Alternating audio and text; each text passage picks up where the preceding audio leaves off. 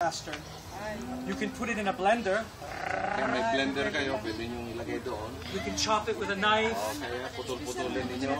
Or what they do in India is they put the food into a bowl in the sun and they leave it for 2 or 3 days. Sa India, yung ginagawa nila, yung pagkain, nilalagay sa isang lalagyan, tapos village araw, 3 araw. So that it gets soft and then pour it in. Para lumambot yun at tapos ilalagay doon. But the idea is that the more small you make it, the faster it goes. Ang pinaka-ideya niyan, habang maliit yung mas mabilis ang pagdami ng bakterya. Now they do sell these in Manila. Binibenta ito sa Maynila. And there are cheaper models. There are ones as low as $100. Meron may mas mababang modelo nito, pero mas mababa naman ang presyo, $100. There's other ones, 1,200 pesos. and like this one is up to $400 or $500. Ito, nasa $500, around 10,000 pesos. But we're working with the company now to develop one that doesn't need electricity, that you can use by hand.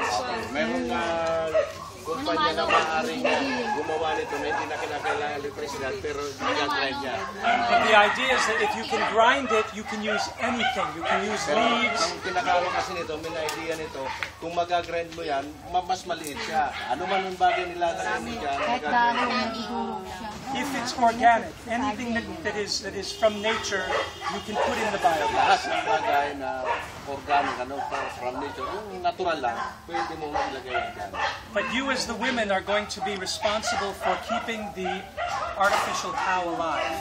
Dapat yung kayong mga babae ang siyang responsibilidad para yung natin, pinaka-stomach ng ay maging laging alive yan. Because only you will know how much food waste there is every day. And you have to be careful not to give it too much. Yan. Kinakailangan hindi siya ma-overfeed. Kasi pag na-overfeed siya, what will happen? If it's overfeed, it becomes this was him. acid. Nagiging acid. Mamamatay yung Thomas?